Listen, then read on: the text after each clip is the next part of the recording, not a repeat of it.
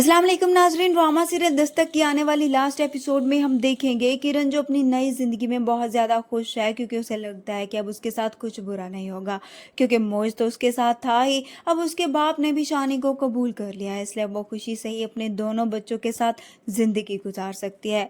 किरण और मोइज़ साथ बैठे होंगे तो किरण मोइज़ से कहती है कि मुझे जब से तुम्हारा साथ मिला है तो तब से मुझे एहसास हुआ है कि मोहब्बत करने वाला एक मुखलिस पार्टनर क्या होता है। तुम्हारे आने के बाद ही मुझे यकीन हुआ है कि हर शख्स एक जैसा नहीं होता, वरना जो कुछ सैफ ने मेरे साथ किया, मेरा तो रिश्तों पर से एतमाद ही उठ गया। इस तरह से मोइज़ उसे यकीन दिलाएगा कि वो हमेशा ही इसी तरह से उसके साथ खड़ा रहेगा।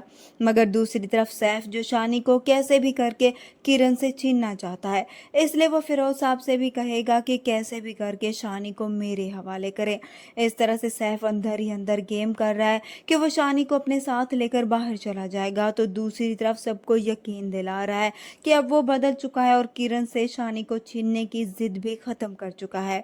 इसलिए अब जब किरण शानी को लेने के लिए स्कूल जाएगी तो वहां पर सैफ भी पहुंच जाएगा और किरण से रिक्वेस्ट करेगा कि शानी से उसे मिलने दिया जाए, क्योंकि वो उसका बाप है और उससे मिलने का भी हक रखता है।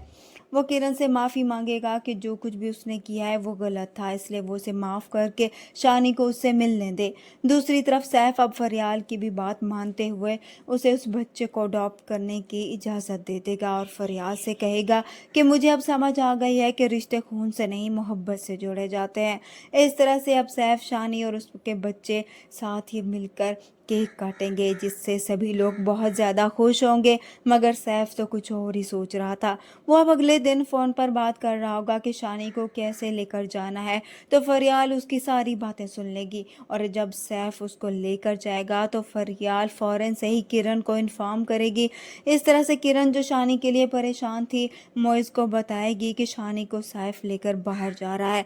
तभी मोइज़ और किरण फ़ौरन से ही उसके पीछे जाएंगे और शानी को वहाँ से जाने से रोक लेंगे, जिसके बाद सैफ को तो जेल होगी ही होगी, साथ ही फिरोज साहब की भी मकारी मोइज़ के सामने आ जाएगी और फिर आखिरकार मोइज़ भी अपने बाप से ताल्लुक़ ख़त्म करके अपने बच्चों के साथ एक नई ज़िंदगी का आगाज़ करेगा और अपने बाप को हमेशा के लिए छोड़ देगा। इस तरह से उसके बाप को भी समझ आ जाएगी कि किस तरह से अपने बच्चों के बगैर रहा जाता है।